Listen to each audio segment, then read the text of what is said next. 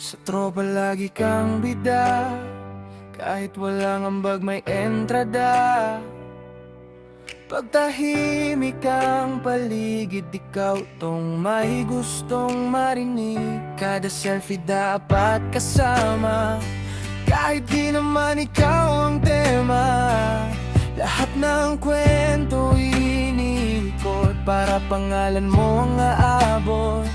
May tao namang nakatingin, tahimik lang pero sugatan din. Habang ikaw abala sa eksena, may nawawalan na pala ng gana.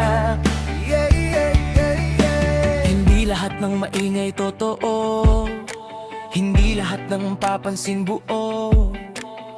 Yung iba nagpapatawa lang para di mahalatang durog na durog. Ay puro. Pail ka ba? O gusto mo lang mapansin? Sa mundong puro ingay, baka takot ka lang maging hangin. Tumingiti sa harap pero mag-isa pagdilim.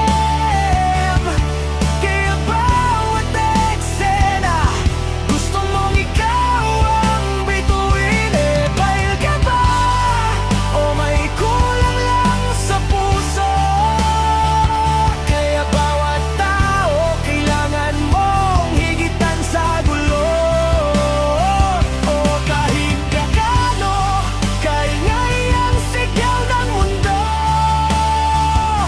tahimik pa rin ang gabi pag sarili mo kaharap mo.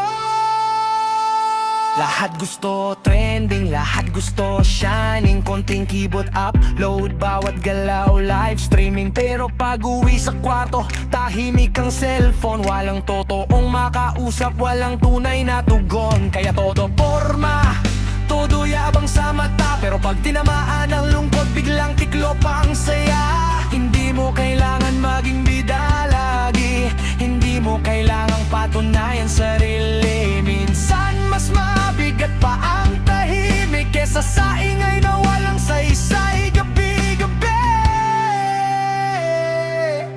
Hipire. May mga taong simple lang pero sila yung tunay.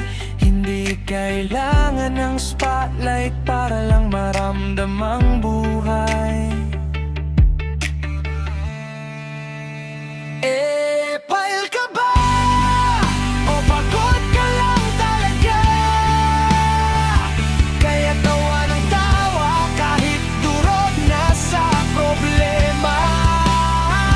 Sa mundong puro laban at paramihan ng eksena, sana may makakita rin sa totoong ikaw. Hindi lang sa camera.